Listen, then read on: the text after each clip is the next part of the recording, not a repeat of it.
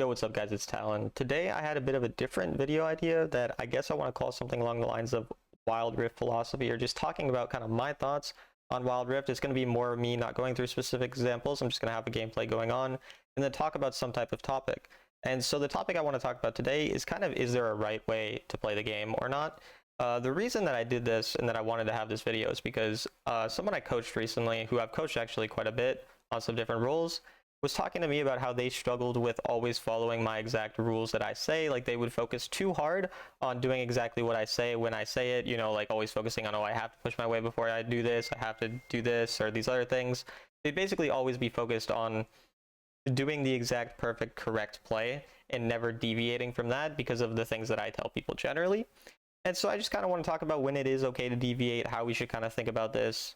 Is there a right or wrong way to play? And so the first kind of way or point that I want to start on is how I typically think about the game.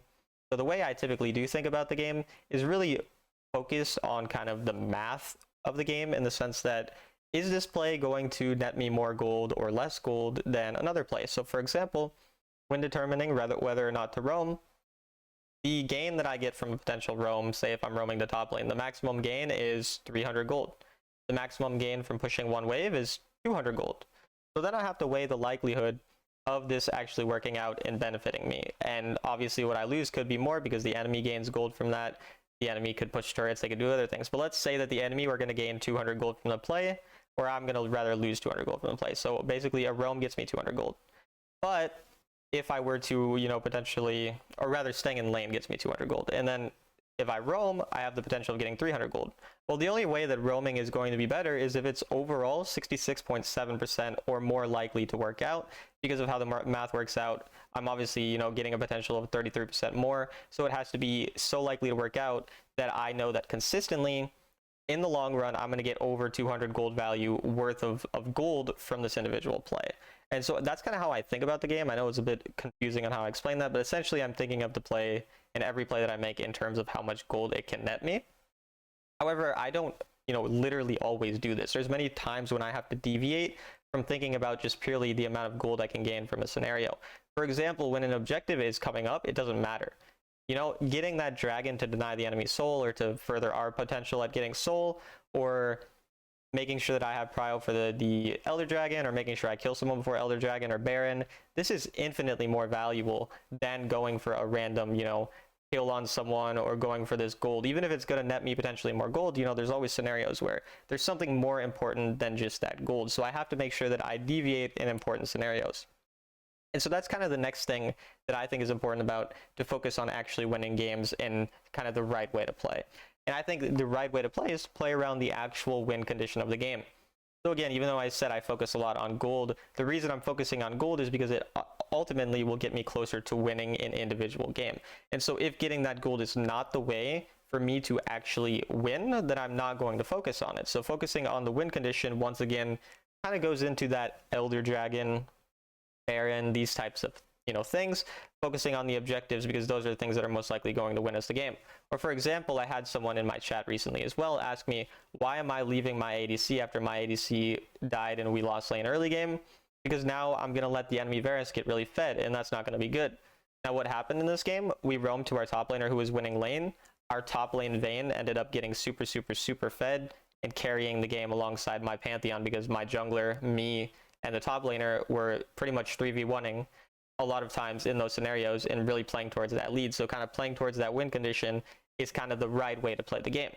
Now in a different scenario, say that, for example, my team was doing super well and I knew that they really didn't need my help whatsoever. Well, in that scenario, I might just stay to try to mitigate the losses. So essentially I have to determine, do I think we're going to win if I just stay in my lane, or do I think we're slowly going to get outscaled? If so, then I'm going to go look, you know, to make a play somewhere else to try to push an advantage somewhere. But in another scenario where I think that it's pretty likely that we're just going to win if I just relax and let my team carry, then I can, you know, play a bit more safe in that scenario, not go as aggressive, basically. Okay, so another kind of thing about the right or wrong way to play the game that I think is interesting is how selfishly you should play, how you should determine when you need to play for your team, these types of things. So initially speaking, generally, if we're talking about a solo queue game, I'm going to be very focused on myself, and it's very rare that I'm ever going to do something that harms my own game.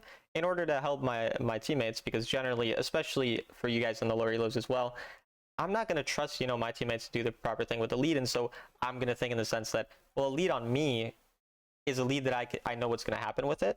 Whereas a lead on my teammates, I don't know what they're going to do with it. I can't really trust them. And also, it makes you kind of better at the game to have that extra pressure playing with a lead, playing around your actual, like, you have to be the one to carry. The pressure's on you. If you don't play really well, then it's over. It allows you to get better at the game a lot quicker when you play in this more selfish manner. Whereas if I was playing in a way where I was focused a lot more on my teammates and trying to help them and make their game easier, well, then I would obviously just not really be able to get better. I'd pretty much just be in a situation where I'm always trying to get carried. I'm never really focusing on getting better myself. So in my opinion, in kind of a solo queue environment, it's important to focus on playing a lot more around your actual individual lead and play more selfishly rather than play around your teammates. However, just like everything else I say, this always deviates depending on the specific scenario. So for example, if I'm a Shen one trick, or I'm a Nami one trick, or I'm a one trick of a supportive, tanky, this type of champion, of course I'm going to want to play a lot more for my team. But even in this sense, I'm still going to want to play in a way that's more selfish.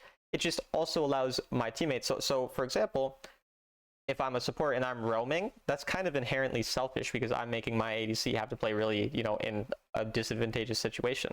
But I'm able to obviously trust myself that I understand when I do need to leave him, when I need to play around my teammates who are actually good, rather than unselfishly staying and helping my teammates. So basically kind of what I want to talk about in this scenario, what I want you guys to get out of this is I think you should be playing more selfishly in a general sense. I think that is more of the correct way to play in the long run.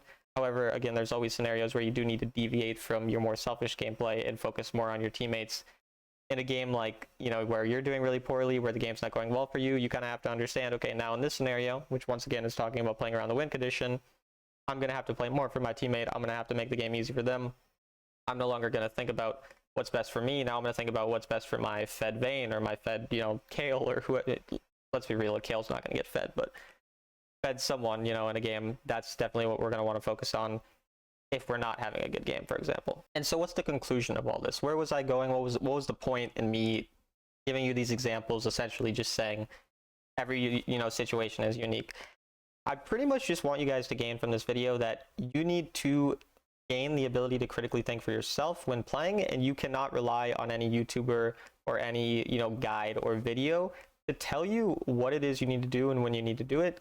You genuinely need to look at the individual circumstances in a game. You need to determine a way that you want to play, and you want to try to make sure that your goals align with the way that you want to play, and then understand that despite your goals needing to align with that, there are situations where your goals, you need to switch the way that you're playing and be able to deviate from the norm in order to achieve an actual win and play around the win condition. So essentially, there is no right way to play the game, is the kind of the conclusion that I have. It's rather about focusing on whatever will get you to destroying the Nexus in the individual game, whether that in that game, for whatever reason, whether it's based on how you think your teammates, for example, sometimes you might think your teammate is going to tilt so hard if you don't gank them, and then you might think, well, I'm literally going to lose the game if I don't gank this guy right now.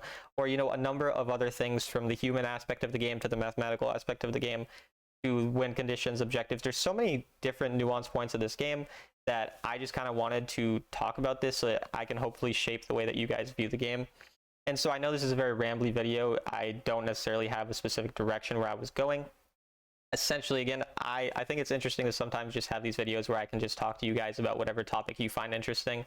I'll call this series something like, Wild Rift philosophy or whatever, basically just having a question and then allowing myself to sort of just go wherever I feel like in terms of answering this question. So if you have questions in the future, obviously just ask them in the comments. Maybe I'll make a video talking about those as well. Again, I know it's not, the most concise or smooth video the way I'm talking. It is more rambly. It's not probably the most entertaining, and I understand that not as many people might enjoy watching a video like this, but I felt like, I do a lot of guides, I do a lot of coachings. I might as well find, a new thing, hopefully get better at this style of video in the future too. So if you're interested in more of them, or you like this type of video, definitely, like or comment, let me know that you liked it. If you have, again, suggestions on how I can format it differently, or maybe I should write out a script in the future to make it a bit more concise so I know a bit more where I'm going with this. These types of things could be helpful for me in the future. And yeah, if you're interested in coaching, as always, for $15 an hour, just DM me on Discord, link in the description to that. I'm a rank 5 Sovereign player, so I think I can provide good insight to people in terms of coaching. Apart from that, I hope you guys enjoyed the video, and I'll see you in the next one.